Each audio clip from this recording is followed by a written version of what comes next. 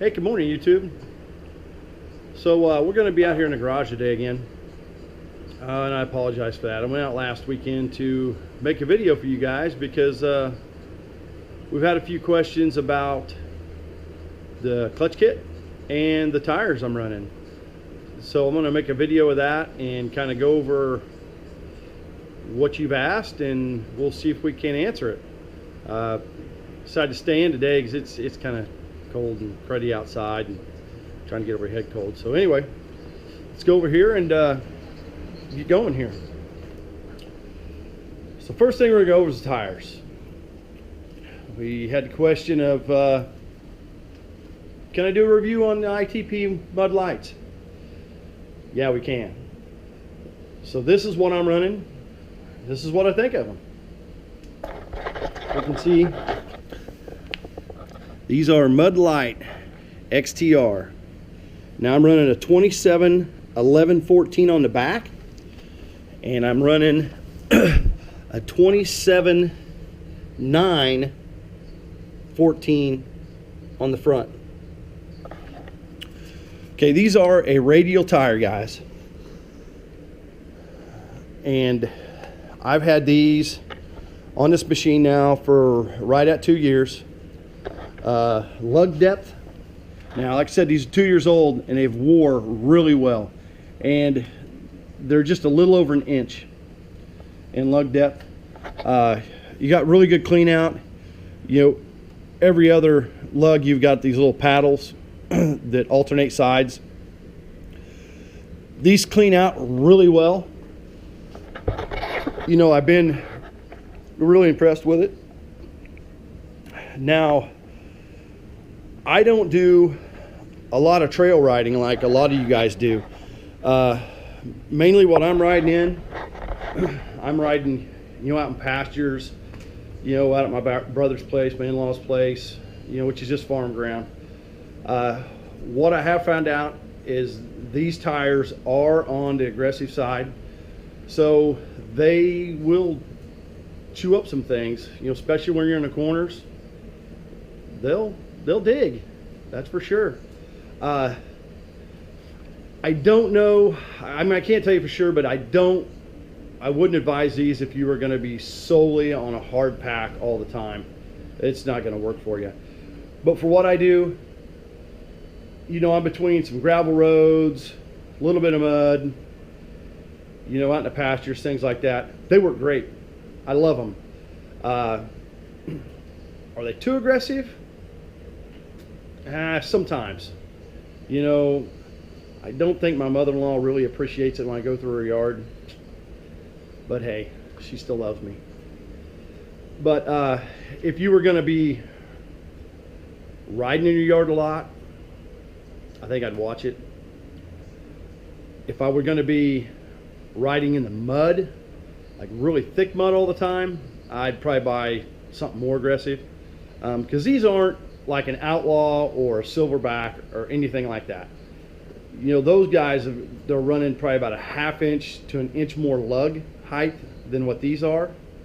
So these are a really good all-around tire. They do really well on gravel roads. I mean, they get a little squirrely because you got to look that you're not putting a lot of contact patch. I mean, you can kind of see just from being out on the concrete where the contact patch has been. So yeah, they get a little squirrely out there, but it's not really bad. You know, I mean, and I'm not flying down the gravel roads by no means either. Would I recommend them? Yes, I would. I mean, I did a lot of reviews before I bought these tires, and so I kind of knew what I was getting into, and I'm impressed with them. I like them. Would I buy these tires again?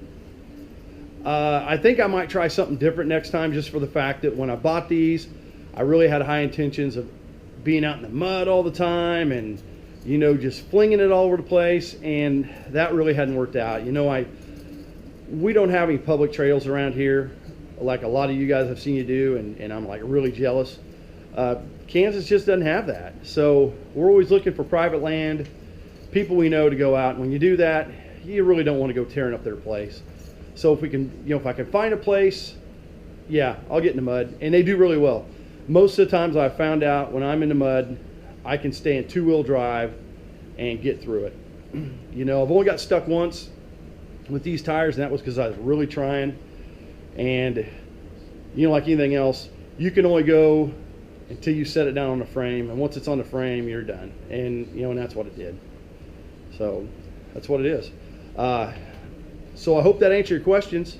If you do have any more comments about it, feel free to put it in the comment bar, and we'll answer it for you.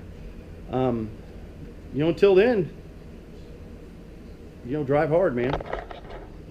All right, guys. So now that we went over the tires, let's go over this clutch kit. I had a guy ask me, what benefits am I going to get from this clutch kit, if I'm running stock tires and wheels? My answer to that is probably absolutely zero. This kit is designed for this size of tire, in a couple sizes up. I think that went from like a 27 to 29 inch tire. I'm running a 27 inch. That's the reason I put the kit on, because when this bike came out, it came out with 25 inch tires. So I've got my brother's four-wheeler sitting here next to it, so you can kind of see the difference between a 25 inch tire and a 27 inch tire, just so then you'll maybe understand why you put a clutch kit in.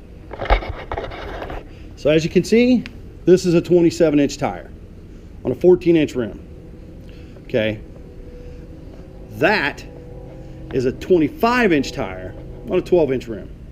So as you can see, there is quite a big difference in height. There's a lot of difference in height. And it goes the same for the back. I mean, it's same height. You're several inches taller than I was with a stock tire. So with that, bigger tires, heavier tires. These tires that are on this machine weigh probably about 20 pounds a piece heavier than the tires that came off the machine that it came with. Okay, that is a lot of rotating mass to turn. So these transmissions, they're a PVT transmission, which means there's a pulley at the front and there's a pulley at the back, and they'll variate. They'll just kind of open and close the faster or slower you go, and that allows that pulley to spin up. And it's simple gearing. Small pulley one place, big pulley another place. That's a gear ratio. Change those pulleys around, you get a different gear ratio. So what those transmissions do is they're variating the speeds to get there, so you don't have to shift gears. That's what that's doing. Kind of like an automatic transmission in a car. It's using valving, different gear, all that stuff. It's switching it for you. That's all these transmissions are doing. They're just doing it with a belt. So the clutch kit, there's springs in there, and the springs are putting tension on those pulleys. And there's also weights in there, and that allows it how fast and slow it spins up. So with the clutch kit, what this thing did was it gave me stiffer springs and different weights to compensate of how fast that pulley is going to speed up and speed down. And doing that, that's what gives you the better torque ratios and everything with the bigger tires. Just like with my Enduro over there, it came out with a 14 tooth sprocket on the front, 42 sprocket on the back. And I changed that up. I take that back. It was a 1440. I went to a 1342. That kind of lowered the gear ratio, so it kind of put me in a better place of having a lot more torque at the higher end. In a way, it kind of should have slowed it down at the higher end, but for that machine, it actually let me get at a higher speed because it would push it. That's all this machine's doing with a clutch kit. If you don't have bigger tires and wheels, I wouldn't waste your money. I mean, you're just throwing it away. So, but if you were going to run bigger tires and wheels, get a kit. EPI has 3 different kits. They had a sport utility kit, which I got. They had a mutter kit or a sand kit. Pick the kit for what you're going to do and put it on. Those guys have spent the time and in engineering to figure out where these things need to be geared at to suit your tires and your conditions. So, like I said, if you're running a stock machine, stock tires, don't waste your money. If you're going to run oversized tires, spend it. You'll be impressed. I mean, it made a lot of difference to this machine. I mean, this thing is just a blast to run now. I mean, it just, I can tell that it's got a lot less dog at the end because it's spinning faster to get the tires moving, get it out of the hole. It's great. So anyway, I hope that kind of went over a few things with you. If you have any more questions, feel free to leave them in the comment bar. I'm more than happy to answer them to the best of my knowledge. You know, I'm not a professional mechanic and I'm not a pro by no means. I'm just a do-it-selfer. So if this helped you out, give me the big old thumbs up and subscribe. You know, and like I said, leave some comments. So you guys have a good day and a blessed week.